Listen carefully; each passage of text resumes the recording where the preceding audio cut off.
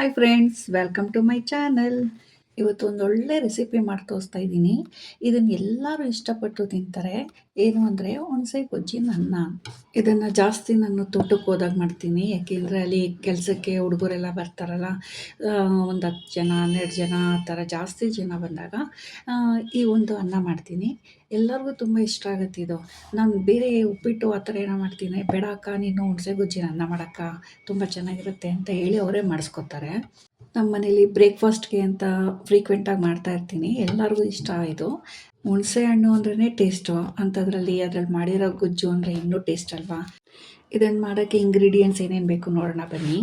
ನೋಡಿ, ಒಂದು ಬಟ್ಲು ಹುಣಸೆ ರಸ ತೊಗೊಂಡಿದ್ದೀನಿ, ಕಡಲೆ ಬೀಜ ತೊಗೊಂಡಿದ್ದೀನಿ, ಒಂದು ಬಟ್ಲು 6 ಕಟ್ ಮಾಡಿ ಇಟ್ಕೊಂಡಿರೋಂಥ ಈರುಳ್ಳಿ ತೊಗೊಂಡಿದ್ದೀನಿ, ಕರಿಬೇವು, ಕಡಲೆಬೇಳೆ 1-2 ಸ್ಪೂನ್ ತೊಗೊಂಡಿದ್ದೀನಿ, ಉಪ್ಪು, ಸಾಸಿವೆ ಮತ್ತು 1 ಸ್ಪೂನ್ ಜೀರಿಗೆ, 2 ಬೆಳ್ಳುಳ್ಳಿ ಬಿಡಿಸಿಟ್ಕೊಂಡಿದ್ದೀನಿ, ಮತ್ತು ಒಗ್ಗರಣೆ ಮಾಡೋಕ್ಕೆ ಎಣ್ಣೆ, ಹಾಗೆ ಒಂದು ಬಟ್ಲು ಕಾಯಿ ತುರಿ ತೊಗೊಂಡಿದ್ದೀನಿ. ನೀವು ಬೇಕಂದರೆ ಕೊಬ್ಬರಿನೂ ಹಾಕ್ಕೋಬೋದು, ಸ್ವಲ್ಪ ಬೆಲ್ಲ ಮತ್ತು ಸಾಂಬಾರು ಪೌಡರ್, ಜೊತೆಗೆ ಸ್ವಲ್ಪ ಅರಿಶಿನ. ಬನ್ನಿ ಹೇಗೆ ಮಾಡೋದು ನೋಡೋಣ. ಮೊದಲಿಗೆ ಒಂದು ಬಾಣಲಿಗೆ ಎಣ್ಣೆ ಹಾಕ್ಕೊಂಡು ಕಡಲೆ ಬೀಜ ಹುರ್ಕೊತಾ ಇದ್ದೀನಿ. ಅದು ಹುರ್ಕೊಂಡ್ಮೇಲೆ ಅದೇ ಬಾಣಲಿಗೆ ಮಿಕ್ಕಿರೋ ಎಣ್ಣೆಯನ್ನೆಲ್ಲ ಹಾಕ್ಬಿಟ್ಟು, ಎಣ್ಣೆ ಕಾದ್ಮೇಲೆ ಸಾಸಿವೆ ಹಾಕಬೇಕು.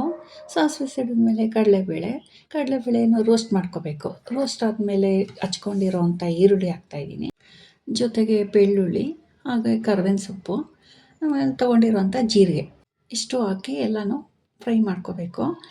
ಈರುಳ್ಳಿ ಬೇಗ ಬೇಯಬೇಕು ಅಂತ ಸ್ವಲ್ಪ ಉಪ್ಪು ಹಾಕ್ಕೋತಾ ಇದ್ದೀನಿ.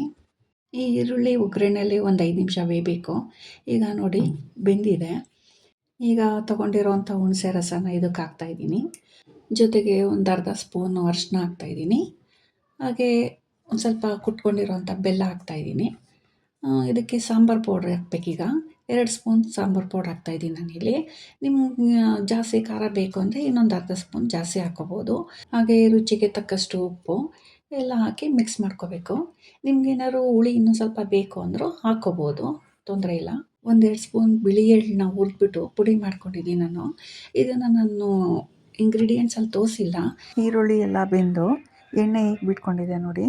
ಈಗ ಗೊಜ್ಜು ರೆಡಿಯಾಗಿದೆ. ಇದಕ್ಕೆ ತೊಗೊಂಡಿರೋವಂಥ ಕಾಯಿ ತುರಿ ಹಾಕ್ಕೋತಾ ಇದ್ದೀನಿ. ಹಾಕಿ ಎಲ್ಲ ಮಿಕ್ಸ್ ಮಾಡ್ಕೋಬೇಕು.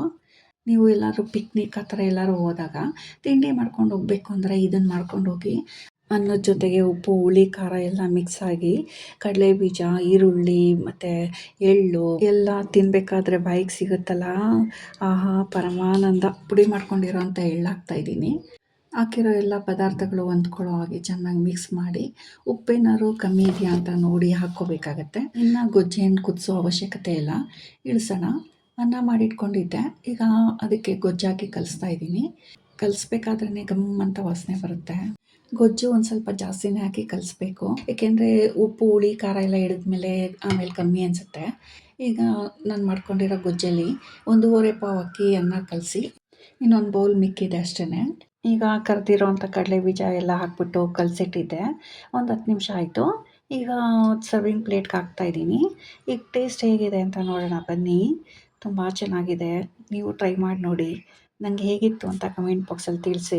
ಈ ರೆಸಿಪಿ ನಿಮ್ಗೆ ಇಷ್ಟ ಆದರೆ ಒಂದು ಲೈಕ್, ಕಮೆಂಟ್, ಶೇರ್ ಹಾಗೆ ಸಬ್ಸ್ಕ್ರೈಬ್ ಮಾಡಿ. Thank you.